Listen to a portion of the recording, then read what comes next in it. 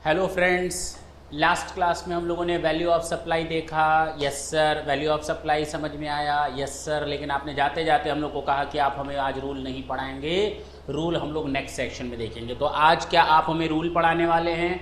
बिल्कुल, आज हम लोग वैल्यूएशन रूल्स की बात करेंगे। लेकिन क्यों न एक बार हम लोग वापस जा कर के रीकैप कर लें।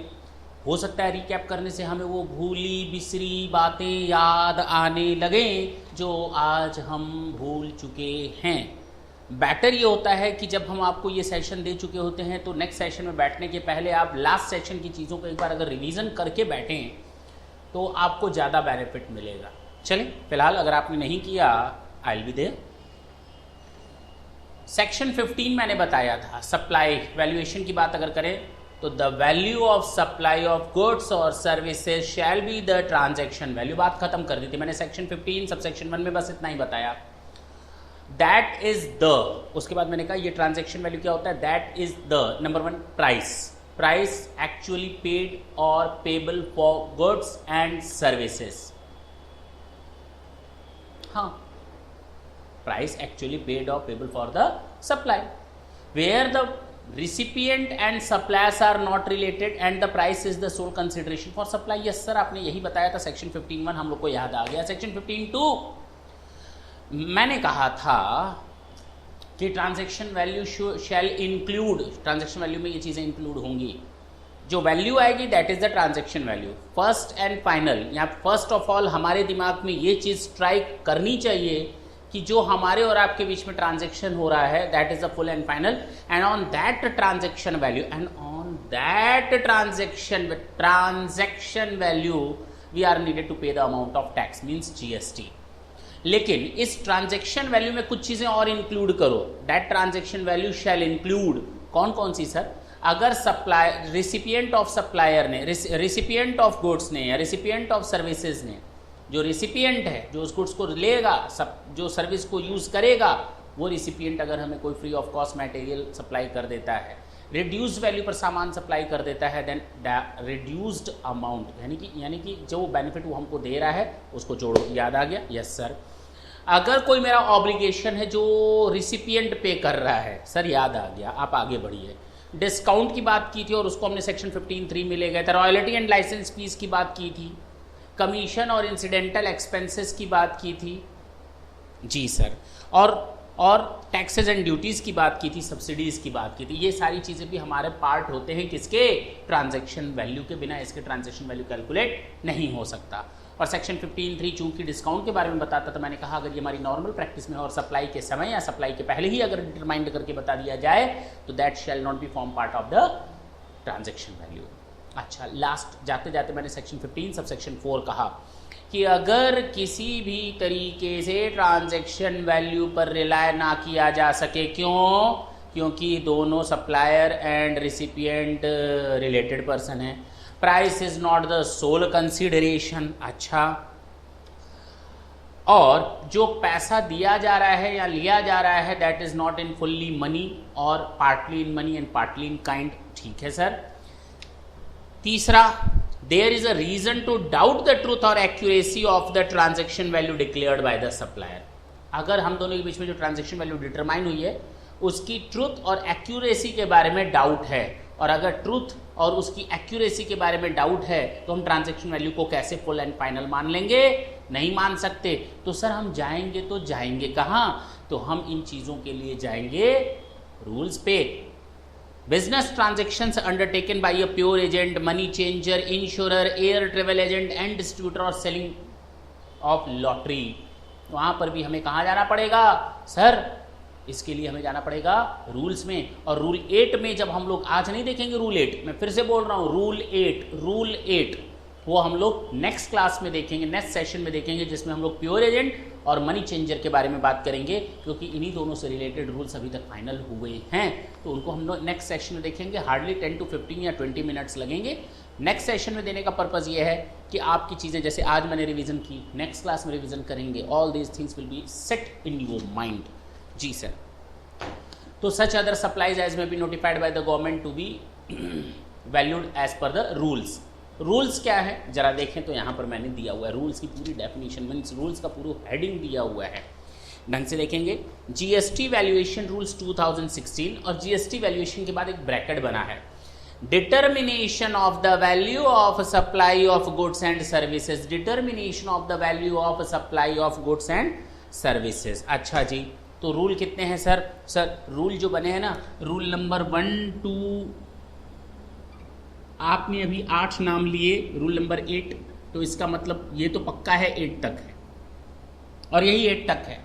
और लास्ट वाला जो रूल है वो pure agent and money changer के बारे में होगा। इसके बारे में हम लोग नेक्स्ट क्लास में डिस्कस करेंगे। फिलहाल आज का डिस्कशन हमारा केवल और केवल rule number 1 to rule number 7 है। GST valuation rules 2016, determination of value of supply of goods और सर्विसेज। तो हम लोग इसको ऐसे पढ़ेंगे, GST determination of value of supply of goods और सर्विसेज वैल्यूएशन रूल्स 2016। तो GST valuation rules 2016, rule number 1 to rule number 7 आज हम लोग स्टडी करेंगे। रूल नंबर 7 ये एक मैकेनिज्म को क्लियर करेगा टू रिजेक्ट। क्या रिजेक्ट? Transaction value reject. अरे सर हाँ, ये रूल्स इसीलिए बने क्योंकि ट्रांजैक्शन वैल्यू को हम रिजेक्ट कर रहे हैं, ट्रांजैक्शन वैल्यू को रिजेक्ट कर रहे हैं। और कहता है अगर ट्रांजैक्शन वैल्यू रिजेक्ट हो गया then go to rule number 4 to 6। हम थोड़ा उल्टा चलने वाले लोगों में से है ना, go to rule number 4 to 6, यानी ये 3 चीजें हमें वैल्यूएशन के बारे में बताएगा, where transaction value can not be adopted. अगर हम ट्रांजैक्शन वैल्यू को अडॉप्ट नहीं कर पा रहे तो go to rule number 4, rule number 5 and rule number 6। ये भी बात क्लियर हो गई। सर आपने तो हमें एक तरह से बेसिक पूरा बता दिया। रूल नंबर 1 आपका शॉर्ट टाइटल एंड कमेंसमेंट होता है, देख लें हमेशा रूल नंबर 1 क्या होगा? शॉर्ट टाइटल एंड कमेंसमेंट होगा। एंड एप्लीकेबिलिटी फिलहाल छोड़ देते हैं, शॉर्ट टाइटल एंड कमेंसमेंट। दूसरा रूल केवल डेफिनेशंस को बताता है। नॉर्मली जब भी आप रूल्स की बात करेंगे तो rule number 2 is always tells us about the different definitions which will be used, the terminology which will used under these rules. तो जो टर्मिनोलॉजी हम लोग यूज करेंगे इस रूल्स में उनको पहले से ही डिफाइन करके रखा हुआ है रूल नंबर 2 में। रूल नंबर 3 बहुत आसान है लेकिन हम इसको देखेंगे, method of determination of value.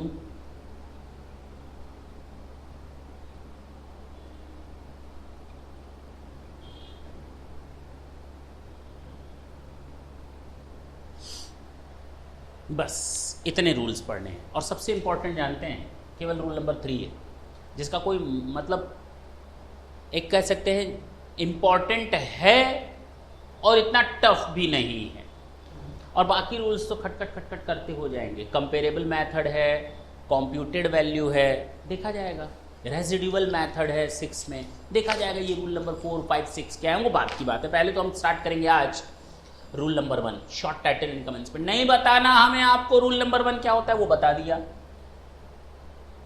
Rule number 1 is GST determination of value of supply of goods and services valuation rules 2016. This is your short title and commencement that is done by us. Okay, rule number 2 definition। Act का मतलब ना CGST, SGST और IGST से है, ठीक है sir, वो भी आपने बता दिया। आते हैं पॉइंट नंबर 2 पर, डेफिनेशन का पॉइंट नंबर 2। ढंग से सुनेंगे, क्योंकि अभी मैं इसको बताने नहीं जा रहा, इसको जब मैं डिफाइन करूंगा आगे रूल्स पढ़ाते समय, उस समय मैं वापस आऊँगा। यहाँ पर डेफिनेशन दी हुई है goods of like kind and quality, बस इसके बाद आप भूल जाएं। Goods of like kind and quality, goods of like kind and quality, goods of like kind and quality, look goods of like goods of like kind and quality, goods of like kind and quality, goods of like kind, एक तरह के goods, like kind उसी तरह के goods, and quality उसी quality का goods. अच्छा, services of like kind and quality, services of like kind and quality, point number C. And D, transaction value. Transaction value sir अभी तो आपने हम लोग को जब रिवीजन करवाया था तो सेक्शन 15 में ट्रांजैक्शन वैल्यू बताया था। जी जी जी जी, हम लोग वापस आते हैं ट्रांजैक्शन वैल्यू सेक्शन 15 में जो हमने बताया था ट्रांजैक्शन वैल्यू, वापस आए तो देखें सेक्शन 15 में हम लोगों ने transaction value shall include. Point number 2, rule number 15(1) में बताया था द सप्लाई ऑफ गुड्स और services are shall be the transaction value, shall be the transaction value and that is the price, that is the price. तो कहने का मतलब हम transaction value पर ही पूरी तरह डिपेंडेंट थे। तो यहाँ पर ट्रांजैक्शन वैल्यू का रूल्स में वही मतलब है जो सेक्शन 15 में हम लोग स्टडी कर चुके हैं कि ट्रांजैक्शन वैल्यू होता है जिस पर हम दोनों के बीच में ट्रांजैक्शन हो, उसमें ये चीज़ें और ऐड या लेस कर दो, that is full and final. हम बात करेंगे रूल नंबर 3 की, और मैंने अभी थोड़ी देर पहले बोला था कि रूल नंबर 3 हम लोग का बहुत ही इम्पॉर्टेंट टॉपिक है, लेकिन उतना टफ नहीं है जितना हमने सोचा है।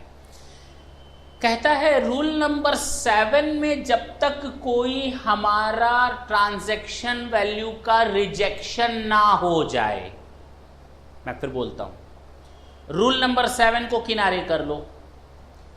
रूल नंबर 7 कहता है, पहले हम रूल नंबर 7 को ही देख लेते हैं कि rule number 7 the value of goods, यानी कि रूल नंबर 7 अगर कहता है रिजेक्शन तो रिजेक्शन, रूल नंबर 7 कहता है रिजेक्शन तो रिजेक्शन, रिजेक्शन का मैकेनिज्म हम लोग रूल नंबर 7 में देखेंगे, how to reject a transaction value which has been determined by the SSC. तो एक बोला है subject to rule number 7 the value of goods and or services shall be the transaction value. क्या नया बात बता दी है भाई, आपने हमको सेक्शन 15(1) में भी यही बात बोली थी, the price shell be the transaction value, और अभी भी आप वही बताते हो। हाँ, तो रूल नंबर 3 पहला कहता है method of determination of value, कि आपका जो ट्रांजैक्शन वैल्यू है वही फुल एंड फाइनल है, जो ट्रांजैक्शन वैल्यू है वो फुल एंड फाइनल है जब तक कि उसको रूल नंबर 7 के हिसाब से रिजेक्शन ना दिया गया हो। और अगर रूल नंबर 7 के हिसाब से रिजेक्शन दे दिया गया है तो रूल नंबर 4 पर जाओ, उसके बाद रूल नंबर 5 पर जाओ, और उसके बाद रूल नंबर 6 पर जाओ। मेरी बात समझ में आई? मैंने कहा हमने ट्रांजैक्शन वैल्यू ये रखी है, तो रूल नंबर 3 कहता है the transaction value fixed by you is okay, that is okay until or unless it has been rejected by rule 7. If it has been rejected by rule 7, then rule 3 won't apply. Try to go with rule number 4, rule number 5 and rule number 6, and keep it in your mind that all these 3 rules are to be used in a sequential manner. Means first always try to adopt rule number 4, but if it is not possible to adopt rule number 4 in any circumstances, then try to go with rule number 5 ahead. Is it clear? Yes, try to follow rule number 5 for the purpose of determination of value of supply of goods or services. Again, if it is not possible to calculate the value of goods of supply or services, then try to go with rule number 6. This is the residual method. This is your residual method. It means this is the last one method. We will get our value of goods or of supply of goods or services.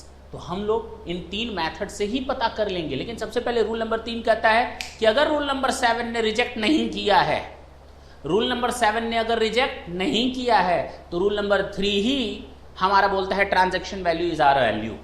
लेकिन कभी कभी तो ये भी हो सकता है ना कि पार्टली हमको मॉनेटरी वैल्यू में मिले पैसे और partly other than monetary value.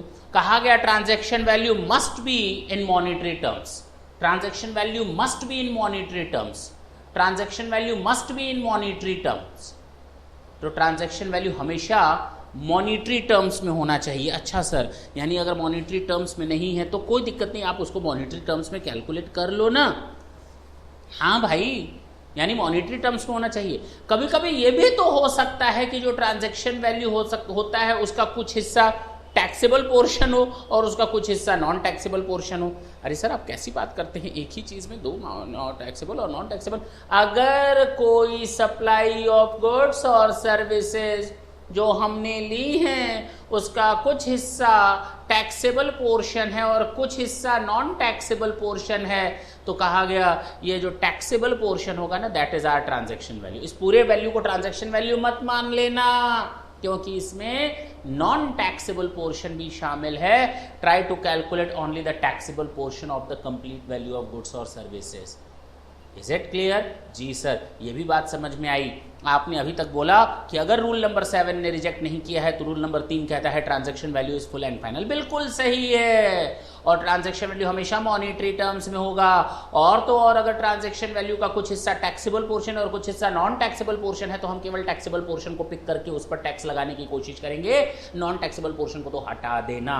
Clarity आ गई, क्लैरिफाई कर दिया। इसके अलावा बोला है तुम मेरे भले ही रिश्तेदार हो। कहते हो ना कभी कभी दुकानदार के पास जाते हो और उसको दुआ सलाम करते हो, और अगर वो सामान देता है तो कहोगे हम ही से बिजनेस करने लगे दोस्त, हम ही मिल गए तुमको बिजनेस करने के लिए, हम ही से कमाओगे, इस तरह के वर्ड्स यूज करते हैं। तो वो कहता है बिजनेस से दोस्ती नहीं चलेगी, बिजनेस अपनी जगह रख, दोस्ती अपनी जगह रख, साडा हक इत्ते रख। तो कहता है कि अपनी दोस्ती अपने पास रख। हो सकता है सामने वाला मेरा रिलेटेड पर्सन हो, लेकिन मैंने उसको कहा बिजनेस बिजनेस होता है, इसमें हम दोस्ती और रिलेशंस नहीं ले आ सकते। तो अगर आपका किसी के साथ रिलेशनशिप है, रिलेटेड पर्सन है सामने वाला, और उसकी रिलेशनशिप होने के बावजूद आपने अपने बिजनेस की वैल्यू को कम नहीं किया, आपने उसको ऐसे ही ट्रीट किया जैसे कि आप एक स्ट्रेंजर के साथ अपने बिजनेस को यूज करते हैं, तो कहा गया कि अगर उसका हमारे ट्रांजैक्शन वैल्यू पर कोई अफेक्ट नहीं आया है रिलेटेड पर्सन का, तो जो वैल्यू फाइनल है that is a full and final value, तब ट्रांजैक्शन वैल्यू को ही कंसीडर कर लेंगे। सोचो, transaction value will be considered even if there is a relationship between buyer, between supplier and recipient. Even though there is a relationship between the supplier and recipient, the transaction value shall be considered as fair value if the relationship doesn't influence that transaction value. क्या दिक्कत है? कोई दिक्कत नहीं sir, अभी तक आपने बताया ना। रूल 7 कहता है जब तक हम रिजेक्ट ना करें, रूल 3 के हिसाब से ही ट्रांजैक्शन वैल्यू चलेगी, और वो ट्रांजैक्शन वैल्यू जो सेक्शन 15 में हमने फुल एंड फाइनल की थी वही ट्रांजैक्शन वैल्यू लेकर के चलो। ये ट्रांजैक्शन वैल्यू हमेशा मॉनिटरी टर्म्स में होनी चाहिए। अगर ट्रांजैक्शन वैल्यू का कुछ हिस्सा टैक्सेबल पोर्शन है और कुछ हिस्सा टैक्सेबल पोर्शन नहीं है तो घबराने की जरूरत नहीं है, आप केवल टैक्सेबल पोर्शन पर जीएसटी का पेमेंट करेंगे, नॉन टैक्सेबल पोर्शन को उसमें से हटा देंगे प्रोपोर्शनेटली। इसके अलावा ट्रांजैक्शन वैल्यू को ही कंसीडर किया जाएगा हमारे और आपके बीच में रिलेशनशिप या रिलेटेड पर्सन होने के बावजूद। अगर हम ये प्रूफ कर देते हैं कि हमारा और आपका रिलेशनशिप हमारी प्राइस को इन्फ्लुएंस नहीं कर रहा जी। और रिलेटेड पर्सन्स क्या होते हैं हम लोग इसको नेक्स्ट क्लास में देखेंगे, अभी इसके लिए ज़्यादा दिमाग लगाने की ज़रूरत नको। अच्छा सर, इतना तो समझ में आ गया। इसके अलावा हो सकता है हम लोगों ने आज तक यही देखा था ना कि वैट वगैरह में स्टॉक ट्रांसफ़र होता है, हमारा ही एक स्टेट से सामान दूसरे स्टेट में, या एक ही स्टेट में एक सामान एक प्लेस ऑफ बिजनेस से दूसरे प्लेस ऑफ बिजनेस में। हमारा कानपुर में भी बिजनेस चलता है, दिल्ली में भी बिजनेस चलता है। मैंने कानपुर से स्टॉक ट्रांसफ़र किया दिल्ली में, यहाँ दिल्ली के प्रिंसिपल ने, एजेंट उसका है कानपुर में, उसने दिल्ली से कानपुर में सामान को शिफ्ट किया। हो सकता है कानपुर से दिल्ली, कानपुर से लखनऊ, लखनऊ से सूरत, बिजनेस मेरे ही हैं, मेरे ही ब्रांचेस हैं, मेरी ही यूनिट्स हैं, और मैं एक दूसरे से शिफ्ट कर रहा हूँ, तो उसको अब तक हम लोग नहीं मानते थे ट्रांसफ़र, यानी उस पर हम लोग जीएसटी और वैट अप्लाई नहीं करते थे। लेकिन अब हम लोग उस पर भी ट्रांजैक्शन वैल्यू को मानते हुए वहाँ पर टैक्स यूज़ कर लेंगे। जी सर, सोचें कि बिज़नेस का एक प्लेस है, मेरे ही बिज़नेस का दूसरा प्लेस है, बावजूद इसके हम उसको कंसीडर कर लेंगे। यानी उसको ट्रांजैक्शन वैल्यू की कैटेगरी में रखेंगे और जीएसटी पेमेंट करना जीएसटी पेमेंट करना पड़ेगा। क्या बोलता है ये? Where goods are transferred from one place of business to another place of the same business and the principals to an agent or from an agent to the principal whether or not situated in the same state the value of such supply shall be the transaction value. The value of such supply shall be the transaction the value of such supply shall be the transaction value. Sir समझ में आ गया? हाँ या ना? अब आते हैं अपने रूल नंबर 4, रूल नंबर 5 और रूल नंबर 6। कब लगेगा ये rule number 4, rule number 5 and rule number 6? जरा देखा जाए जी।